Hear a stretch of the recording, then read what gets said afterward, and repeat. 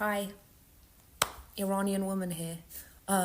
It's become very apparent that you haven't been listening to anything that we've had to say for the past 2 years. But I was wondering if you could just lend me a few minutes of your time in this ungodly hour to hear us now.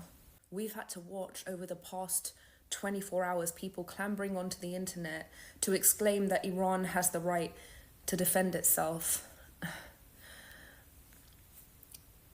In what capacity have you distorted the story to make the Islamic Republic the victim? That's I think what we're most curious about. When we were screaming for the past 2 years that they were lynching us, where were you? When we were screaming that they were killing Iranian women for not wearing a hijab, where were you? When they were lynching Iranian men from cranes for protesting, where were you? When we were explaining that this is a terrorist occupying force, where were you?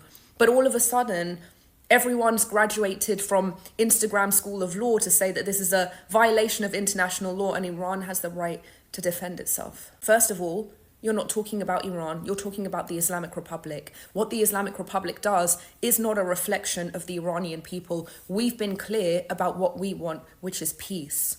Second of all, you may have discovered the Middle East yesterday, but the Middle East didn't start existing yesterday. If you want to talk about an act of war, just a few days ago, a federal court determined that the attacks on Israeli embassies and Jewish centers in Argentina were conducted by the Islamic Republic and Hezbollah. That was in the 90s. That was in the 90s. Was that an act of war? How about the terror proxies that the Islamic Republic has created to foster regional instability? What did you think that they were there for? What did you think Hezbollah was there for?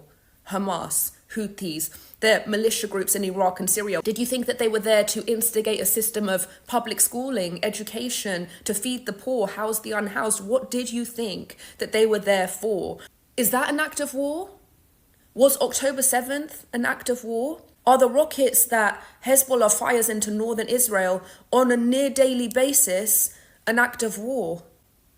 And so when these senior IRGC commanders meet up with Hezbollah in an IRGC military base, okay, not an Iranian embassy, and Israel strikes, your response is to say that that is an act of war. If you had listened to us for the past 2 years, much less the past 45 years, you'd know that Iranians don't want war with Israel. We want peace with Israel. Iranian people inside of Iran have come out and said this over and over and over again. It's you that wants war with Israel. It's your hatred for Israel and your hatred for Jews that's pulling us into a war that we didn't ask for. Have we not suffered enough for the past 45 years that we now have to be used as pawns for your fantasies about war with Israel? Leave us alone. We don't want that. So if you want to support the Islamic Republic in putting Iranians' lives at risk and everyone's lives at risk, they just killed a 10-year-old Bedouin boy for this. Is that what you wanted?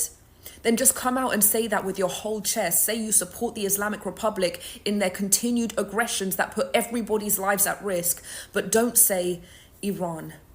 For 2 years, we asked you to come out and say free Iran, and now you want to speak up to put our lives at risk and say go to war, Iran. You are no friend to the Iranian people for that.